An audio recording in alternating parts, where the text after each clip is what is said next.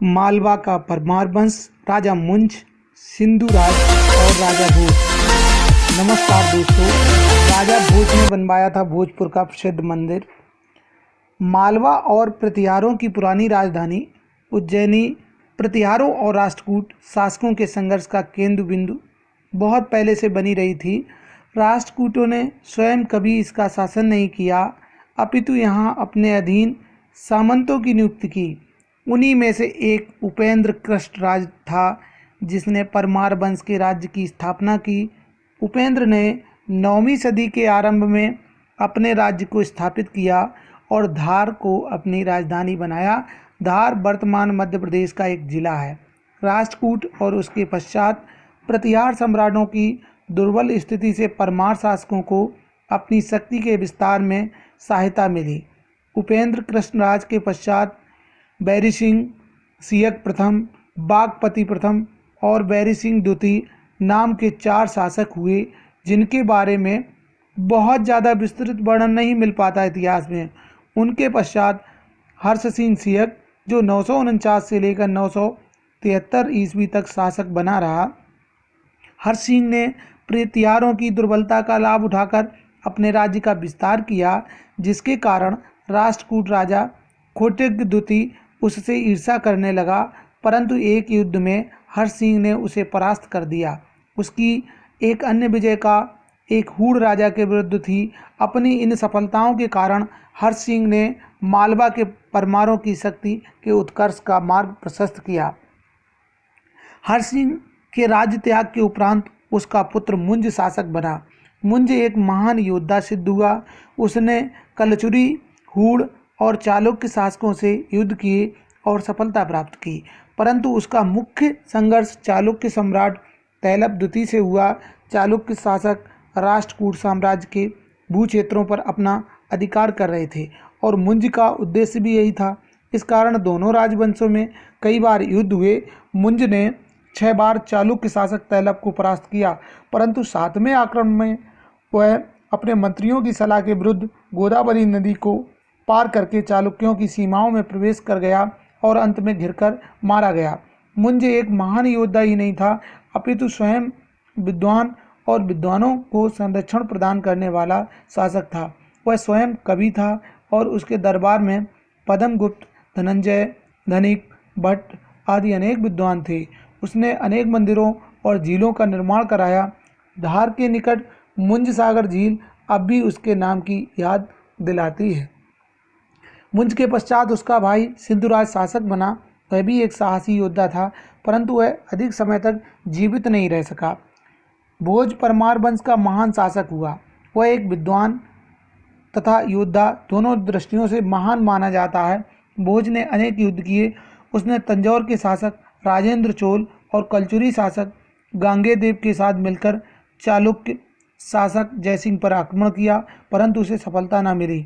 जयसिंह के पुत्र सोमेश्वर प्रथम ने 1042 ईस्वी में मालवा पर आक्रमण करके इसका बदला लिया और धार, उज्जैन तथा मांडू को लूटा, परंतु भोज ने दक्षिण में कोंकण को जीतने में सफलता प्राप्त की। भोज ने दक्षिणी गुजरात के शासक कीर्तराज से युद्ध किया। उसने बुंदेलखंड को जीतने के प्रयत्न किए, परंतु वहाँ के शासक विद्याधर ने उसे विफल कर दिया। शाकंभरी के चौहान राजा ने उसकी अधीनता स्वीकार की, परंतु नंडुल और ग्वालियर को जीतने में उसके प्रयत्न असफल हुए। भोज ने हिंदुशाही शासक आनंद पाल को महमूद गजनवी के विरुद्ध सहायता दी और उसके पुत्र त्रिलोचन पाल को अपने यहाँ शरण दी। 1043 ईस्वी में उसने अन्य राजपूत शासकों के साथ मिलकर हांसी, थानेश्वर, नगरकोट आदि स्थानों को मुस्लिमों से छीनने में सफलता प्राप्त की। इस प्रकार उत्तर भारत की मुस्लिमों से रक्षा करने के प्रयत्नों में उसका मुख्य योगदान रहा। गुजरात के चालुक्य सम्राटों से उसके संबंध खराब रहे। अन्हलवाड़ को एक बार लूट कर भी वह अधिक सफलता न प्राप्त कर सका। ऐसे ही समय में जबकि चालुक्य पश्चिम की ओर से और कलचुरी पूर्व की ओर से उसके राज्य पर आक्रमण कर रहे थे, बीमारी से भोज की मृत्यु हो गई। इस प्रकार भोज ने जीवन पर्यंत युद्धों में भाग लिया, परंतु संभवतः वह कोंकण के अतिरिक्त किसी अन्य प्रदेश को अपने राज्य में सम्मिलित न कर सका। उसका राज्य चित्तौड़, बांसवाड़ा, दुर्गापुर भीलसा, खानदेश, कोंकण और गोदावरी के उत्तरी तट तक सीमित रहा। परंतु भोज एक अन्य दृष्टि से भी ख्याति पा सका। वह एक महान विद्वान था। यह कहा गया कि उसने विभिन्न विषयों पर 23 ग्रंथों की रचना की थी। उसके दरबार में धनपाल, उबत आदि महान विद्वान थे। उसने धार में एक विद्यालय की स्थापना की थी, जहां दूर दूर से विद्वान और विद्यार्थी शिक्षा एवं ज्ञान प्राप्त करने के लिए एकत्रित होते थे।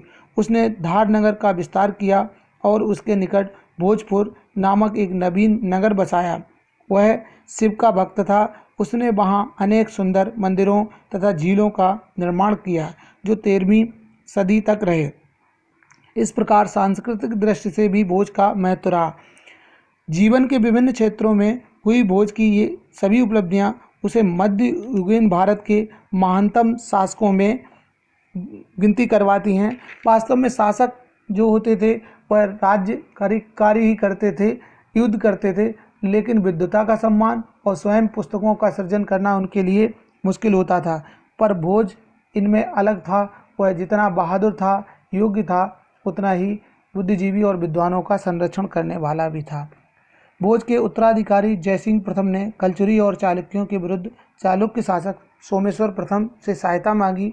उसने उसकी सहायता से अपना राज्य प्राप्त किया और उसके बदले में दक्षिण के युद्धों में उसकी सहायता की। परंतु बाद में परस्पर मतभेद हो जाने के कारण चालुक्य सम्राट सोमेश्वर द्वितीय ने गुजरात और चालुक्य शासक भीम प्रथम की सहायता लेकर जयसिंह पर आक्रमण किया और उसे युद्ध में मार दिया। जयसिंह के उत्तराधिकारी उदयादित्य ने चौहान शासक विग्रहराज तृतीय की सहायता लेकर बड़ी कठिनाई से पुनः मालवा को जीता। उसके उत्तराधिकारी लक्ष्मण देव और उसके पश्चात नरवर्मा और यशोवर्मा हुए। नरवर्मा और यशोवर्मा को एक लंबे समय तक चालुक्य शासक जयसिंह सिद्धराज से युद्ध करना पड़ा। 1135 ईस्वी के लगभग सिद्धराज ने प्रायः संपूर्ण मालवा को जीत लिया। 20 वर्ष तक मालवा पर चालुक्यों का शासन रहा। बाद में विंध्यवर्मा ने मूलराज द्वितीय से मालवा को पुनः छीन लिया। उसने होयसल और यादव राजाओं से युद्ध किए और मालवा की प्रतिष्ठा को पुनः स्थापित किया। उसके उत्तराधिकारी सुबट वर्मा और अर्जुन वर्मा को चालुक्यों और यादव शासकों से युद्ध करने पड़े। अर्जुन वर्मा के पश्चात देवपाल शासक बना, जिसके समय में 1233 ईस्वी में इल्तुतमिश ने भिलसा पर अधिकार कर लिया और उज्जैन को लूटा।